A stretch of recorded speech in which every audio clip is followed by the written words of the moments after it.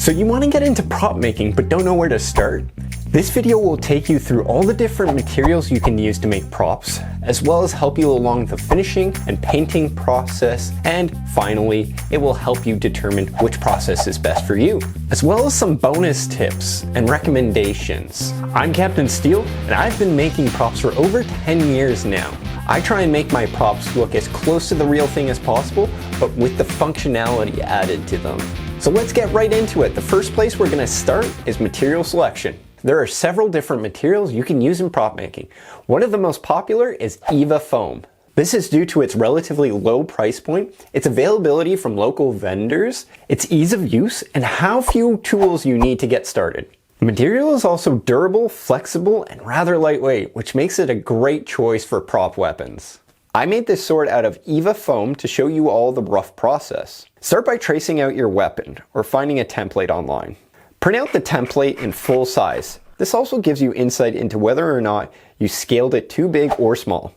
Cut your template out, place it on the foam, and then cut the foam out. Now, foam is pretty wobbly, so I recommend using something like a wooden dowel or threaded rod down the center of the prop to add rigidity.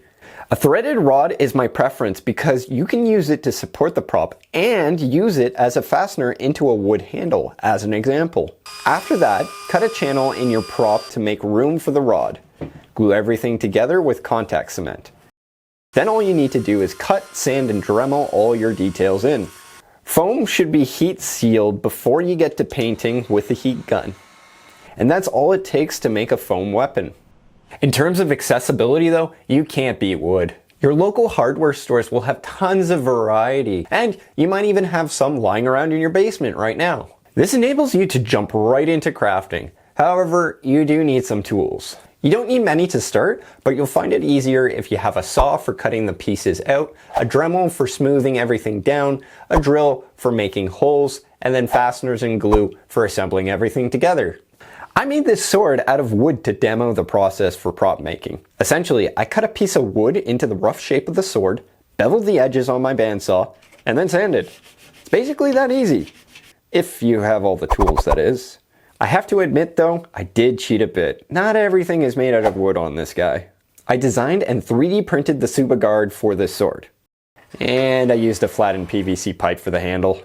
Oh, and I glued foam to the handle for details. But other than that, it's all wood, baby. A more complex method of prop making is called resin casting. It's the process of taking two liquid plastics, mixing them together, letting them set to make a solid piece. We often cast those plastics into something what's called a mold. This mold comes from a master part, which you have to cast from something. You kind of see why this is the more complex method, because not only are you dealing with resin, but you're also dealing with making the master mold, which uses one of the other techniques to do so. My Thomas Bangalter helmet was actually resin casted. I'll walk you through the process with my Thomas helmet, just so you get an understanding of how resin casting goes. If you want to learn more about resin casting, go check out my Thomas helmet build video. I started by downloading a file online and paper crafting the rough shape of the helmet. I then coated the paper craft in resin to add rigidity to the cardstock. After, I bondoed the crap out of it. This was a lot of sanding, bondoing, and repeating to get the finish I wanted. Once you have your master done, it's time to make a silicone mold. This required pouring many different layers of silicone over the helmet until it was thick enough to support itself. Before removing your master, you have to make a two-piece hard exterior to support the silicone. See, silicone is floopy when it's on its own, so you need to add structure. The support goes on in two pieces so that you can remove it from the silicone. Once done, remove the master. Mix your plastic and pour it in. I used a technique called slosh casting, which requires moving the mold around constantly once the plastic is poured in. Remove your part, and you're ready to get painting. Now let's move into the 21st century. FDM printing, or extrusion 3D printing, is a very viable method of prop creation in this day and age. Machines go for as low as 100 Canadian dollars. To get started, you don't even need 3D modeling skills. There's websites like Thingiverse out there that just allow you to download files that others have created and use them for your projects.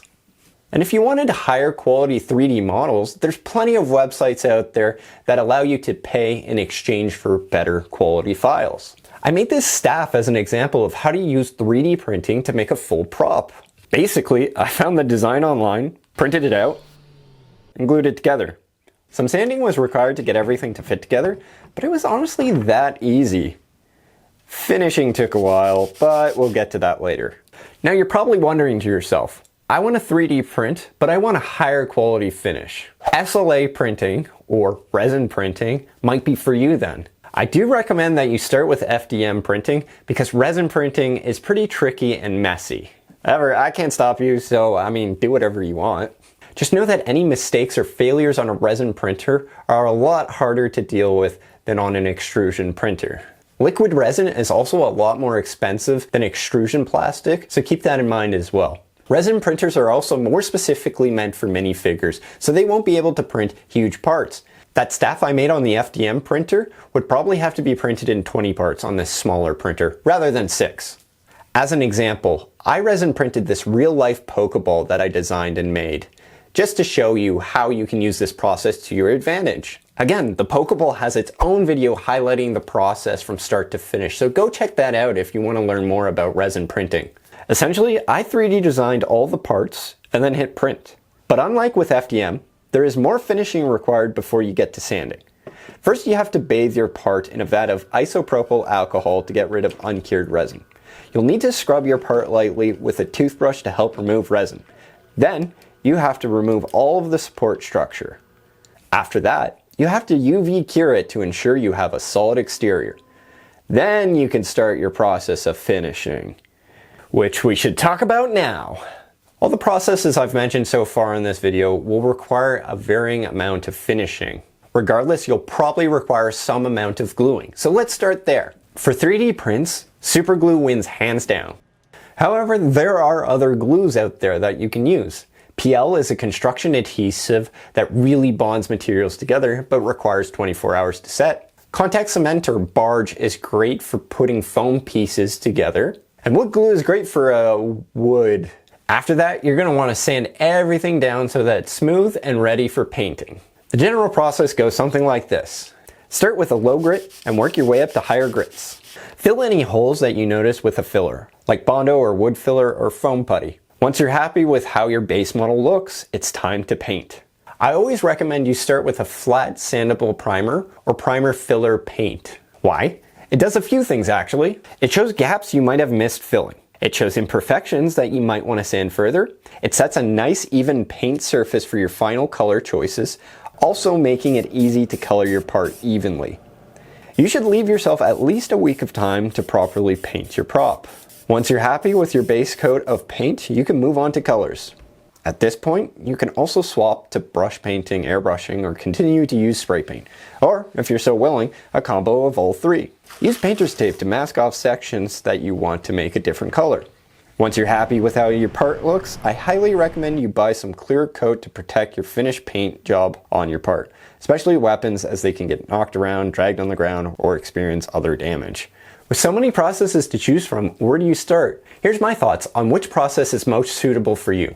EVA Foam is a good place to start if you prefer minimal workspace setup, minimal tools, and cheap materials to work with. Wood is a good place to start if you have or want a workshop and don't mind the additional weight of your final props. Resin casting is a good place to start if you want to make a lot of something and don't mind using one of the other processes to make your master copy of your piece. FDM printing is a good place to start if you want to learn how to 3D model and don't mind tinkering with getting your print settings just right. Resin printing is a good place to start if you want to learn how to 3D model, want high quality finished parts, and are printing fairly small things.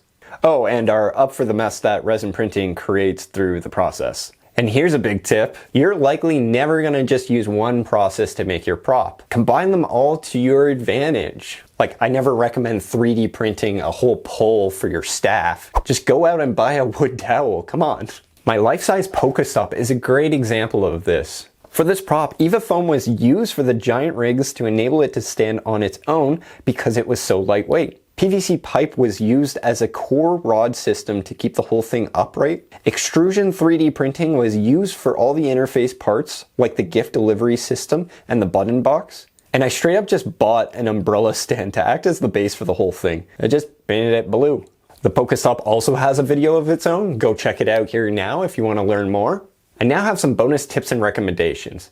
First of which is, where do you buy all of your materials? Hardware stores are a great resource for most building materials and fasteners and glues and all of that kind of stuff, as well as tools, obviously. So go check out your local hardware store for all of that stuff. Google Cosplay supplies and you'll find an online retailer or someone local to you that sells different foams and materials. It's a great resource to know of. I don't really recommend Amazon, but it is a great place for 3D printers and 3D printer consumables. Oh, and don't forget about Michaels. They have a lot of craft stuff there. Some even have their own cosplay sections, which is really cool. And finally, here's my curated list of softwares and hardware that you can use to get started. Blender and Fusion 360 are great 3D modeling tools if you want to get started on making your own parts. If you don't want to make your own parts, check out Thingiverse or an equivalent website to download free files. Once you have those 3D models, Cura and Lychee Slicer will help you cut them into a program that your 3D printers can use. And Ender 3 is a great extrusion printer. I still have mine, it still works great. I've upgraded the crap out of it, but it is a great baseline to start with. And finally, if you go on various cosplayers' websites, they often sell templates for weapons or they make them free. So go check them out. That was a huge info dump, and I hope you learned something about getting into the world of prop making.